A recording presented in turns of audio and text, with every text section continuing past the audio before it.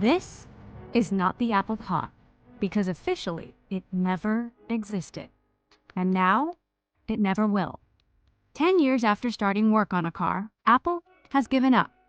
The company had some wild ideas about the future of the car, as we're about to tell you. The vehicle was supposed to be as revolutionary as the iPhone. Car makers were running scared. The iPhone had eviscerated massive businesses like Nokia and Motorola. What if Apple did the same to the car industry? They really felt this strong confidence. They could take out General Motors. They could make a better Tesla.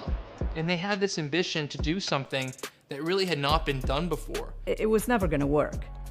This is a tale of grandiose plans to invent a new kind of car, undone by strategic mistakes.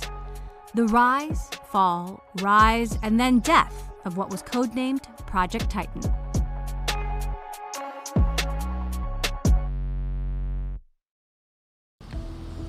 Apple is incredibly secretive. The company doesn't talk about new products until they're ready, so never publicly admitted to working on a car. In fact, the closest that Apple CEO Tim Cook ever got to doing so was in this interview with me in 2017. There is a major disruption looming. He proceeded to lay out 3 innovations that he predicted would upturn the car industry. The first was electric vehicles. If you've driven an all-electric car, it's actually a marvelous experience. Plus, you have ride sharing on top of this. So services like Uber and Lyft, and finally, self-driving cars. We're focusing on autonomous systems. Clearly, one purpose of autonomous systems is self-driving cars. We sort of see it as the mother of all AI projects. Each of those technologies seem to present an opportunity to disrupt the $2 trillion car industry.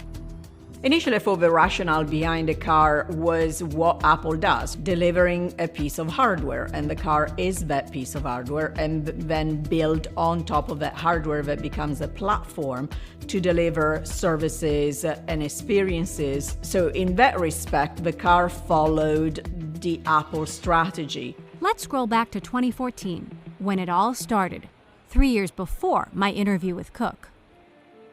The beginning of the Apple Car project was actually the company exploring if it should buy Tesla. They ended up not doing that and instead decided to start exploring what it would take to build their own car on their own. They put some of the brightest minds at the company on this. The hardware division was granted billions of dollars in funding to hire anyone it needed inside Apple or outside Apple. They hired people from Porsche, Lamborghini, Audi, you name it, to come over there and build a car. Johnny Ive, Apple's design chief at the time, had this idea to recreate the old school Volkswagen bus from the 1950s and the 1960s. But the idea was not to build a car for people who love cars today, but build the future of the car. And safer for all of us to drive. All sorts of ideas are thrown around. They consider only selling the car in white. There'd be no steering wheel or front-facing seats, and passengers would control everything with touchscreens and Siri. For all the big ideas and blue sky thinking, however, the project soon starts to hit problems, and there's confusion over whether the priority should be to compete with Tesla in electric cars or Google, which was making big leaps in self-driving vehicles.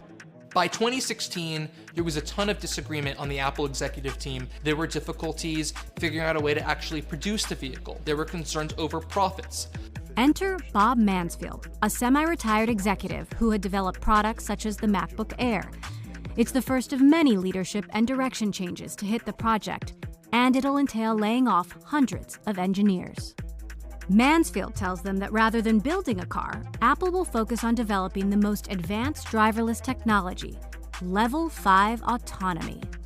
By building the self-driving brain, they really gave themselves options.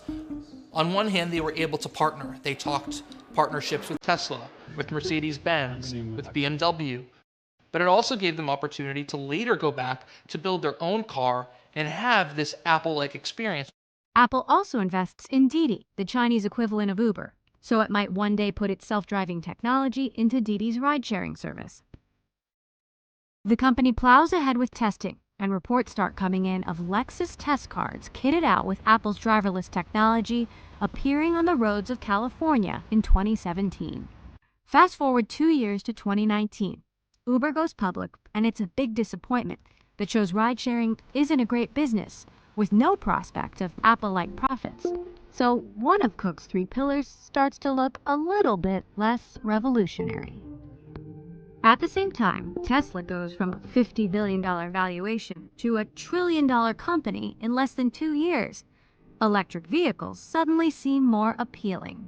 I think the early success of Tesla led people to believe that maybe there was opportunity in the car industry to work with bigger margins. That helps give Apple the confidence to make another pivot.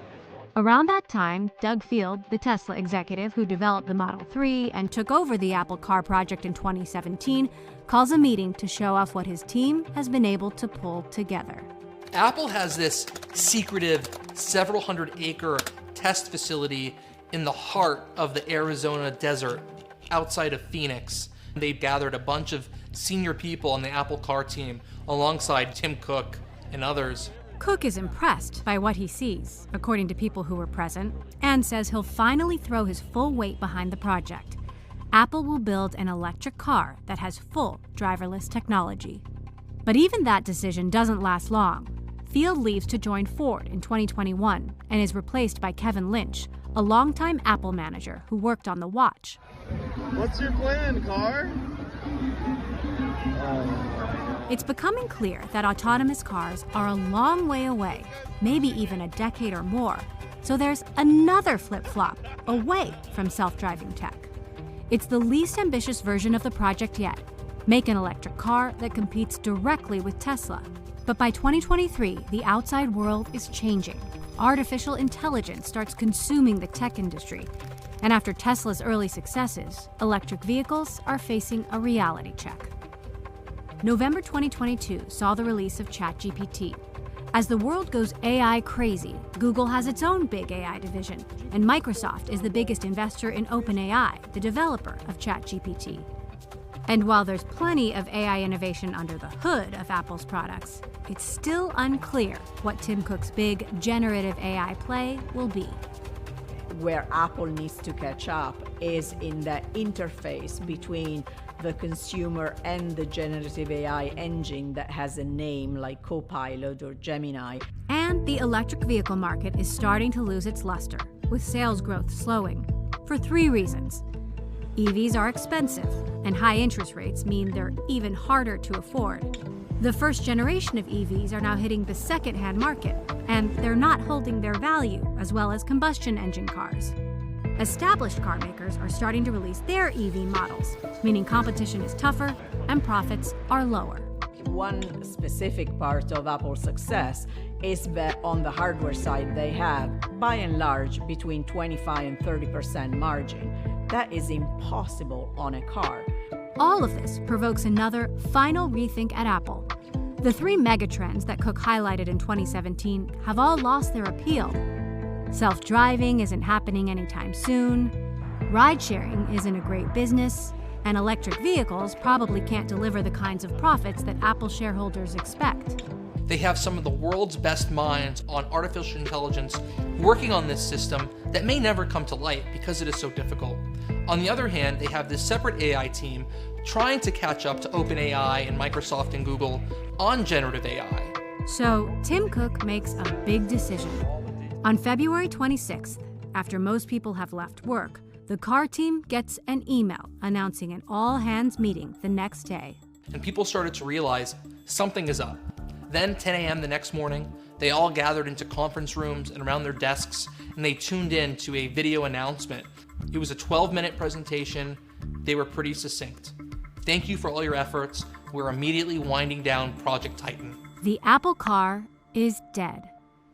Those working on self-driving technology will join Apple's main AI group. The rest have to find new jobs, inside or outside the company. Repurposing the people that were working on Project Titan to AI makes sense given the opportunity in AI. It solves a lot of problems for Apple. It gets a bunch of top AI minds working on its main AI goals, and it can reallocate the billions of dollars a year it's spending on the car towards developing AI. That tech could be essential to the future success of the iPhone, the device that still accounts for the majority of Apple's revenue. Look at this chart. After years of massive growth, Apple is struggling to grow revenue. Without the car, investors are wondering where the next leg of growth will come from. Some think that could be the Vision Pro. The problem is that if that device achieves everything Apple wants over the next few years, it could end up replacing the iPhone. You may not own both. It's something that has the real potential in the next half-decade to replace your iPhone, to be the future of that product. But Apple needs supplementary revenue. They need wholly new product categories that don't take away from others. And as car makers start to question just how profitable the electric vehicle market can be, the fact that Apple has given up is hardly a vote of confidence.